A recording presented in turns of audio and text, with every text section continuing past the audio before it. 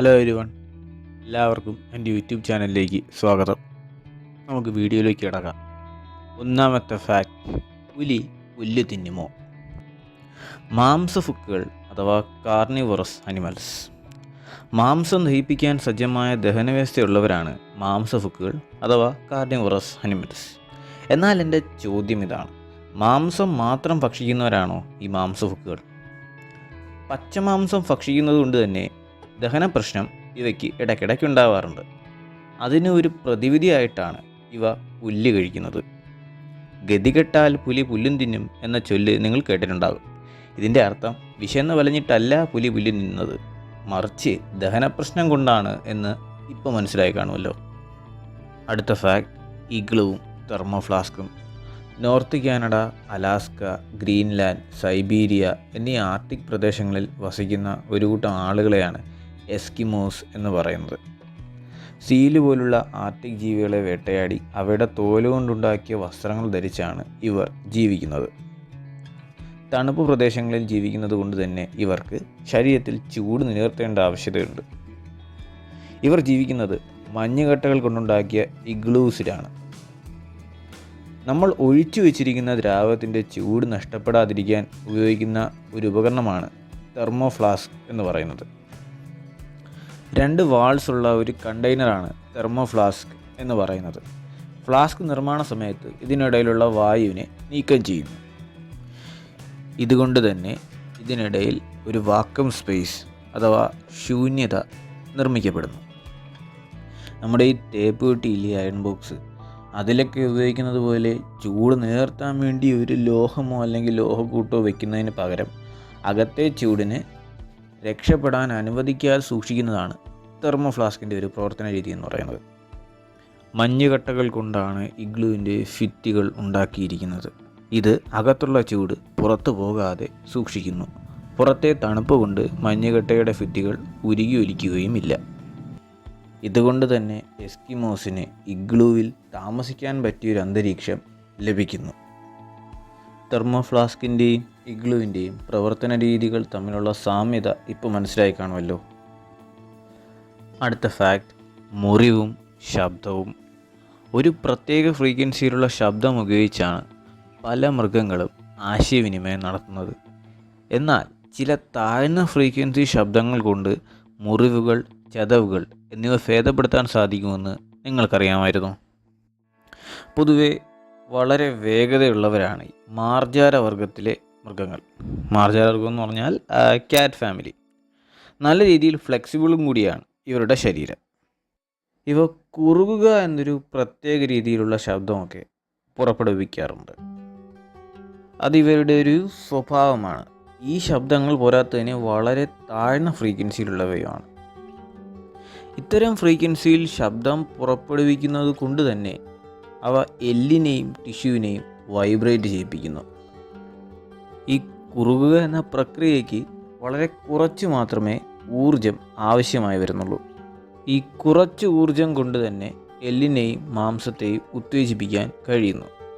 അങ്ങനെ മുറിവുള്ള ശരീരഭാഗം കൂടുതൽ അനക്കാതെ തന്നെ ഭേദപ്പെടുത്തുവാൻ ഇവയെ സഹായിക്കുന്നു. അടുത്ത ഫാക്ട്: മരുഭൂമിയും വെള്ളവും, പിന്നെ ചെറുജീവികളും. വെള്ളം എന്നത് മരുഭൂമിയിൽ വളരെ അപൂർവമായി ലഭിക്കുന്ന ഒന്നാണ്. അവിടെ വസിക്കുന്ന ജീവികൾക്കും അതിനനുസരിച്ചുള്ള ശരീരഘടനയായിരിക്കും. അങ്ങനെയാണെങ്കിൽ അവിടെ ഒരു ശക്തമായ മഴ പെയ്താൽ എന്തൊക്കെ സംഭവിക്കാം? അതിനു മുന്നേ മരുഭൂമിയെക്കുറിച്ച് നമ്മളിൽ പലർക്കും ഒരു തെറ്റിദ്ധാരണ ഉണ്ടാകാം. മരുഭൂമി എന്ന് കേൾക്കുമ്പോൾ നമ്മുടെ മനസ്സിലേക്ക് ആദ്യം വരുന്നത് വിജനമായ മണൽ നിറഞ്ഞ ഒരു പ്രദേശമാണ്. ചിത്രങ്ങളിലും സിനിമകളിലുമൊക്കെ നമ്മൾ കണ്ടതും നമ്മളെയൊക്കെ പറഞ്ഞു പഠിപ്പിച്ചതും അതാണ്. വർഷത്തിൽ 10 ഇഞ്ചിൽ താഴെ മഴ ലഭിക്കുന്നതും സസ്യജാലങ്ങൾ വളരെ കുറച്ച് മാത്രം കാണപ്പെടുന്നതുമായ ഒരു പ്രദേശത്തെയാണ് സാങ്കേതികമായി മരുഭൂമി എന്നും പറയുന്നത്. മഞ്ഞ് നിറഞ്ഞ പ്രദേശത്തെയും മഞ്ഞ് മരുഭൂമി എന്ന് അങ്ങനെയെങ്കിൽ വിശേഷിപ്പിക്കാവുന്നതാണ്. നോർത്ത് അമേരിക്കൻ മരുഭൂമികളിൽ ഏറ്റവും ചെറുതും വരണ്ടതുമായ ഒന്നാണ് മൊജാവെ മരുഭൂമി. ഇത് പൂർണ്ണമായി മണൽ നിറഞ്ഞൊരു പ്രദേശമല്ല. ഏകദേശം 28ഓളം വർഷങ്ങൾക്ക് മുൻപാണ് അവിടെ ഒരു മഴ പെയ്തത്. ശക്തമായ മഴയായതിനാൽ മഴവെള്ളം അവിടെ കെട്ടിക്കിടക്കാൻ തുടങ്ങി. ഏതാനും ദിവസങ്ങൾക്കുള്ളിൽ ആ വെള്ളത്തിൽ ചെമ്മീൻ, ചെള്ള് എന്നീ വർഗത്തിൽപ്പെട്ട ചെറുജീവികൾ നിറഞ്ഞതായി ശാസ്ത്രജ്ഞർ കണ്ടെത്തി. കെട്ടിക്കിടക്കുന്ന വെള്ളത്തിൽ, പ്രത്യേകിച്ചും മരുഭൂമി പോലൊരു പ്രദേശത്ത് ഇത്തരം ചെറുജീവികൾ എങ്ങനെയുണ്ടായി എന്ന് ആർക്കും ആദ്യം പിടികിട്ടിയില്ല. പിന്നീടാണ് മറ്റൊരു സാധ്യത അവരുടെ ചിന്തയിലേക്ക് കടന്നു വന്നത്.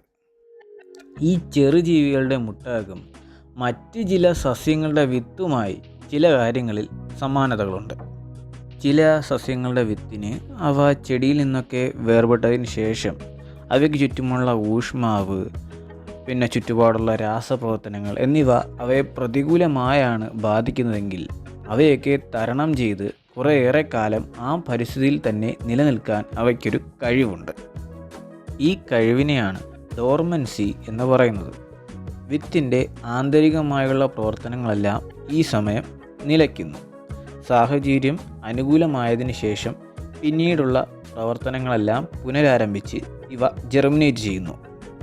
ജെർമിനേഷൻ എന്ന് പറഞ്ഞു കഴിഞ്ഞാൽ വിത്തിൽ നിന്ന് നാമ്പുണ്ടാവുന്ന പ്രക്രിയയാണ്. ഇത്തരത്തിലുള്ളൊരു കഴിവാണ് നമ്മൾ മുകളിൽ പറഞ്ഞ ചെറുജീവികളുടെ മുട്ടകൾക്കുള്ളത്. മരുഭൂമിയിലുള്ള അത്രയും കാലം തിളയ്ക്കുന്ന ഉഷ്ണച്ചൂടിൽ മുട്ടകൾ ഒരു കേടും കൂടാതെ നിലനിൽക്കുകയും മഴ പെയ്യുമ്പോൾ അവ വിരിയുകയുമായിരുന്നു. ഈ ചെറുജീവികൾ വെള്ളത്തിൽ വേഗം വളർന്ന് മുട്ടകളിടുന്നു. മരുഭൂമി ആയതിനാൽ ബാഷ്പീകരണം അതിവേഗത്തിൽ നടക്കുമെങ്കിലും എത്ര വർഷം കാത്തിരിക്കാനും വേണ്ട കരുത്ത് ഈ മുട്ടകൾക്കുണ്ട്. മഴവെള്ളം വറ്റുന്നതോടുകൂടി ജീവികൾ നശിച്ചു പോകുമെങ്കിലും മുട്ടകൾ അടുത്ത മഴ പെയ്യുന്നതുവരെ കാത്തിരിക്കും. നിങ്ങളിപ്പോൾ ആലോചിക്കുന്ന മറ്റൊരു കാര്യം ഉണ്ടായിരിക്കും, ഈ മുട്ടകൾ മരുഭൂമിയിൽ ആദ്യം എങ്ങനെ എത്തിപ്പെട്ടുവെന്ന്. എന്തിനും ആദ്യം ഒരു തുടക്കം ആവശ്യമാണല്ലോ. അതിന് ഉത്തരം എന്തെന്നാൽ ഈ പ്രദേശം വളരെയധികം കാലങ്ങൾക്ക് മുൻപ് ഒരു ജലാശയമായിരുന്നു. ഏകദേശം 22,000 വർഷങ്ങൾക്ക് മുമ്പ് മൊജാവെ നദി ഇവിടെ നിലനിന്നിരുന്നു. ഇതാണ് പിന്നീട് മരുഭൂമിയായി മാറപ്പെട്ടത്. അടുത്ത ഫാക്റ്റ്, വെള്ളവും ശരീരവണ്ണവും. നമ്മൾ മനുഷ്യർക്കുള്ള ലിംബ് ടു ഹെഡ് കോർഡിനേഷൻ അഥവാ തലച്ചോറും കൈകാലുകളും തമ്മിലുള്ള കോർഡിനേഷൻ. ഈ കോർഡിനേഷൻ മറ്റു മൃഗങ്ങളുമായി താരതമ്യം ചെയ്യുമ്പോൾ വളരെ കുറവാണ് എന്ന് പറയേണ്ടി വരും. ജനിച്ചു വീഴുന്ന ഒരു മനുഷ്യക്കുഞ്ഞ് വളരെ അധികം സമയമെടുത്തതിന് ശേഷമാണ് വളരുന്നത്.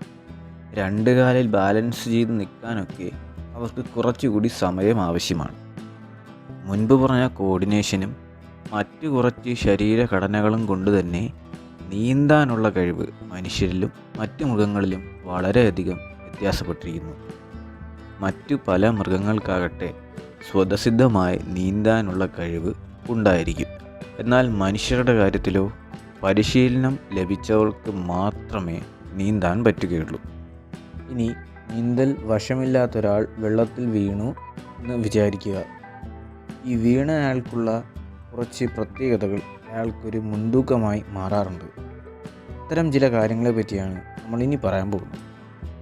ഒരു മനുഷ്യനെ വെള്ളത്തിൽ പൊങ്ങിക്കിടക്കാൻ സഹായിക്കുന്ന ഘടകങ്ങളിലൊന്നാണ് അയാളുടെ ശ്വാസകോശത്തിലെ വായു എന്ന് പറയുന്നത്. നീന്തൽ അറിയില്ലാത്തൊരാൾ വെള്ളത്തിൽ വീഴുമ്പോൾ അയാൾ ശ്വാസമെടുക്കുന്നത് കുറയുകയും അതുകൊണ്ട് തന്നെ ശ്വാസകോശത്തിലെ വായുവിൻ്റെ വ്യാപ്തം കുറയുകയും ചെയ്യുന്നു.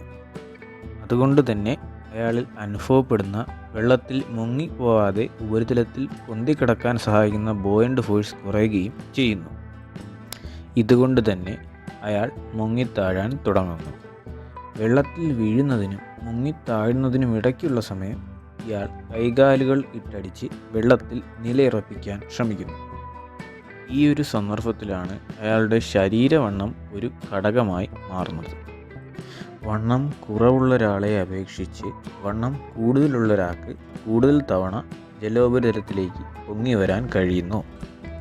ശരീരത്തിലുള്ള കൊഴുപ്പിൽ ധാരാളം വായുവറകൾ ഉണ്ടായിരിക്കും. വായുവിന് വെള്ളത്തിനേക്കാൾ സാന്ദ്രത കുറവാണല്ലോ. അതുകൊണ്ട് തന്നെ കൊഴുപ്പ് കുറഞ്ഞൊരാളെ അപേക്ഷിച്ച് കൊഴുപ്പ് കൂടിയ ഒരാൾക്ക് കൂടുതൽ സമയം വെള്ളത്തിൽ നിലനിൽക്കാനാകും. നിങ്ങളുടെ വിലയേറിയ അഭിപ്രായങ്ങൾ താഴെ കമൻറ്റ് ബോക്സിൽ രേഖപ്പെടുത്തുക. നിങ്ങളുടെ സപ്പോർട്ടോടുകൂടി മാത്രമേ എൻ്റെ ചാനലിന് മുൻപോട്ട് പോകാൻ സാധിക്കൂ. അതുകൊണ്ട് ദയവ് ചെയ്ത് വീഡിയോ ലൈക്ക് ചെയ്യുക, മാക്സിമം നിങ്ങളുടെ മറ്റ് ഫ്രണ്ട്സിലേക്ക് എത്തിക്കുക. വീഡിയോ സബ്സ്ക്രൈബ് ചെയ്യുക, ബെൽ ബട്ടൺ എനേബിൾ ചെയ്യുക. അടുത്ത വീഡിയോയിൽ വീണ്ടും കാണാം.